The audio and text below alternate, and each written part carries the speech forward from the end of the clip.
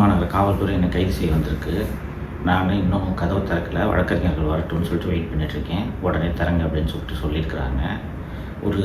ஒரு மாதம் முன்னாடி அக்டோபர் எண்டில் ஒரு சம்மன் ஒன்று வந்துச்சு ஆதம்பாக்கம் ஸ்டேஷன்லேருந்து, நீங்கள் இந்த வழக்குக்கு வாங்க அப்படின்னு சொல்லிட்டு. அது என்ன வழக்கு அப்படின்ட்டு எடுத்து பார்த்தா, ரெட் அண்ட் ஃபாலோ அப்படின்ட்டு ஒரு படத்தோட தயாரிப்பாளர் புருஷோத்தமன் என்பவர் 27/6/2025 அன்று என்னை 30/6/2025 அன்று என்னை அலுவலகத்துக்கு வந்து பார்த்து, எனக்கு வந்து நீங்கள் என்னை பற்றி தப்பாக பேசிட்டீங்க அந்த வீடியோவை நீக்குங்க அப்படின்ட்டு சொன்னதாகவும், நான் மாலதி அலுவலகத்தில் இருந்தவங்க எல்லோரும் சேர்ந்து அவனை அடித்து, இன்னும் 10 லட்ச ரூபா கொடுத்தா தான் வீடியோவை நீக்குவேன் அப்படின்னு சொன்னதாகவும், அவன் கையில் வச்சிருந்த ஒரு 2 லட்ச ரூபாயை பிடுங்கிக்கிட்டதாகவும் ஒரு எஃப்ஐஆர் அப்படின்ட்டு அலிகேஷன் அப்படின்றது தெரிய வந்துச்சு.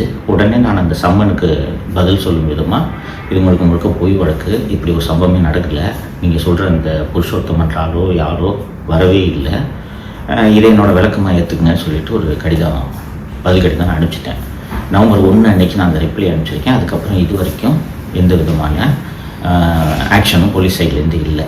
நேற்று நைட்டு சென்னை மாநகர காவல்துறை ஆணையர் திரு அருண் அவர்கள் பினாமி நிறுவனத்தின் மூலம் ஏகப்பட்ட முதலீடுகளை செய்திருக்கிறார் என்ற விவரங்களை வெளியிட்டதும் விடிகாத்தாலே இதே வழக்கில் கைது செய்யறதுக்கு வந்திருக்கிறாங்க. வழக்கறிஞர்கள் வந்த பிறகு தான் கதவை திறக்க முடியும், வெயிட் பண்ணுங்கன்னு சொல்லியிருக்கேன். இது உங்களுக்கான அப்டேட். இப்படியான ஒரு சுச்சுவேஷன்ல நான் உங்களை மீட் பண்ணுவேன்னு உண்மையாவே நினைக்கல. பட் த்ரில்லிங்கா இருக்கு, நெக்ஸ்ட் மினிட் என்ன நடக்க போகுது அப்படின்னு சொல்லிட்டு. சார் அரெஸ்ட் பண்ண வந்திருக்காங்க போலீஸ். அதே எஃப்ஐஆர்ல பாத்தீங்கன்னா என் பேர் இருக்கு, பிளஸ் 4 அதர்ஸ் அப்படின்னு ஆட் பண்ணி இருக்காங்க. மொத்தம் 20 எஃப்ஐஆர் பெண்டிங்ல இருக்கு அப்படின்றதுனால கிட்டத்தட்ட 3-4 மாசம் வெளியே வர முடியாது. அதனாலதான் வந்து இன்னைக்கு சனிக்கிழமை ஹைகோர்ட் லீவா இருக்க நாள்ல பார்த்து கைது பண்ண வந்திருக்காங்க. ஜனநாயகத்துக்காக தான் நின்றுருக்கோம், படிச்சதே ஜேர்னலிசம் தான் அப்படிங்கிற அடிப்படையில வாய்ஸ்லெஸ் பீப்புளுக்காக நிக்கணும் அப்படின்னு ஒரு டைம்ல முடிவெடுத்தேன். அதுக்கான பின் விளைவுகள் தான் இது. அதை எதிர்கொள்ள தயாராக தான் நான் இருக்கேன்.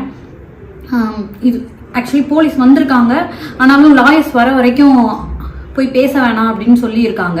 ஸோ லாயர்ஸோட கன்சல்ட் பண்ணிட்டு அதுக்கப்புறமா அடுத்தடுத்த ப்ராசஸ் நடக்கும் அப்படின்னு நான் நம்புறேன். இப்போ வரைக்கும் உங்களோட பேச முடியுது, இதுதான் நிலைமை. ஸோ சிச்சுவேஷன் என்னன்னு உங்ககிட்ட எக்ஸ்பிளைன் பண்ணிடலான்னு நான் நினச்சிருக்கேன். எப்பவுமே கூட நின்றுருக்கீங்க, உங்களை ஒரு குடும்பமாக நான் பார்க்குறேன் அப்படின்றதுனால இன்ஃபார்ம் பண்ணிடுவோம் அப்படின்னு நினச்சேன். ஸோ நன்றி.